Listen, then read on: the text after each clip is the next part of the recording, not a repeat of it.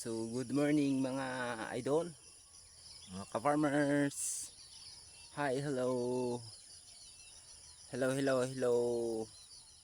So tingnan nyo po ha, ang ating tanim na cucumber mga idol ay nag-success na po ngayong mga pagkakataon. Ay talagang nagbubunga na, o simula na po sa pag-akyat pataas, yan o. Idol, mataas na po yan sa akin mga idol, kasing tangkad na po yun sa nagtanim. Ayan, ang dami ng pala na pruningan ulit. So ilang bisis na po ito na pruningan, kaya lang pinahayaan na lang kasi para dumami rin to ang mga sanga na to. Pag akyat niya ay magdala siya ng maraming bunga mga idol. So intercropping po ito ng ating tomato, kaya nagkaroon ng medyo bumalda yung tomato natin. So mayroon rin kayong mga aral na makuha dito mga idol, dahil sa tomato namin na dinaanan ng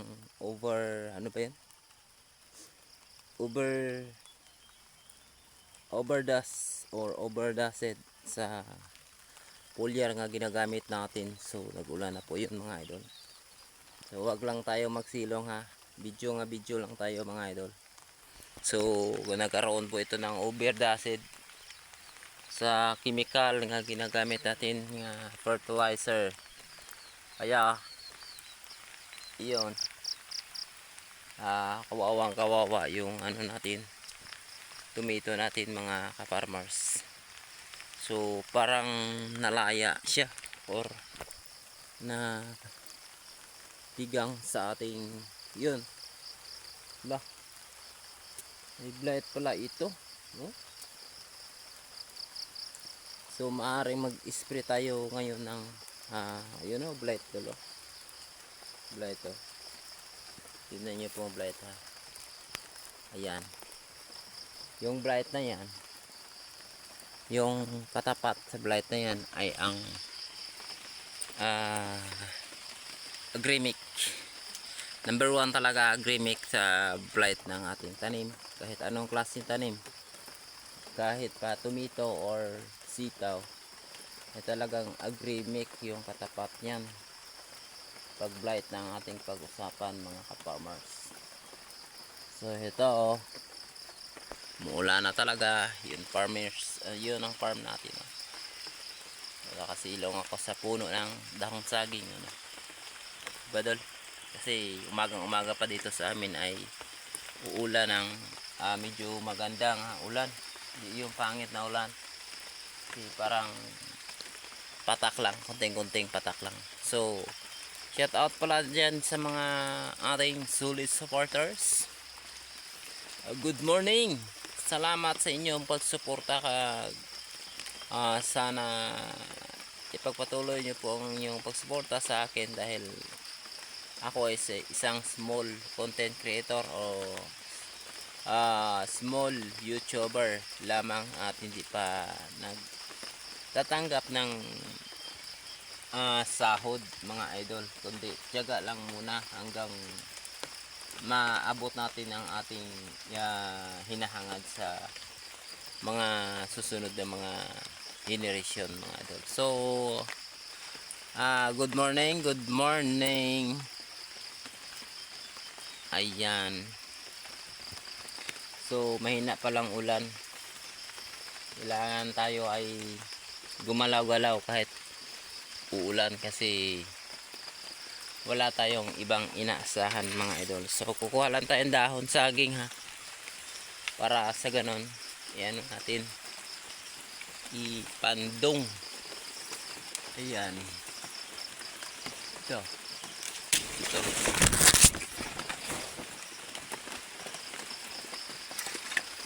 dong natin yan. So continue mga idol. Oo, nababasa ng phone ko. sayang na sayang yung tomato nyo. Sayang talaga dolo. Nalayo dolo. O sana ang ganda nito ng tubo ng tomato natin. Kailang na overdose ito dolo. You know. Tomato natin dolo. Yan. Nasa kabila natin. So sa lahat dyan na nagtatanim, mag-ingat po tayo. Mag-ingat po tayo sa ating chemical na ginagamit mga idol. Huwag tayong basta-basta nga gumamit ng mga chemical na overdose tulad ng laya ang tomato namin dulo na tuyo. Tulad ng ginagamit ko nga Yara bore track ginagamit ko. Nilagyan ko ng 100 ml. Yan ang nangyari sa tomato namin dulo. Overdose siya na laya yung mga dahon niya. Saka naipiktuhan yung lahat kasi pati bunga. Parang maahat siya ang bunga dol. At saka yung bulaklak na iba nalaglagan. Subuti yung mga putot na iba hindi nalaglagan. So ito yung natin magandang tubo na siling labuyo. So kailangan talaga mag-ingat tayo sa ating overdosed na ginagamit na chemical kasi ang bore track pala ng Yara idol ay sobrang tapang. Kahit 100 hindi tulad sa 3Gs, kahit 100 o 150 ay okay lang yan pag 3Gs ginagamit natin. Kapag bore track talaga ay sobrang tapang. Yara bore track matapang yun. So mag-ingat po tayo dyan. Kung magamit tayo dyan ay sobrang kunti lang. Huwag tayo gumamit ng sobra-sobra kasi yan ang mga chemical ay sobrang tapang naman po. So mag-ingat tayo sa ating tanim. So yung tomato natin na to ay alam nyo sobrang napakaganda nung isang linggo. Pero ngayon parang natutuyo or nalanta yung dahon niya. Natutuyo yung dahon niya. So hindi tulad sa aming labuyo na parang wala lang. Diba? So good morning dyan. Sana hindi yun matuluyan ng ating sili o kamatis. So sayang na sayang doon, diba? Thank you very much kasi nalampo ko sa dahon ng banana. Yun, thank you. Baka mabasa yung po natin.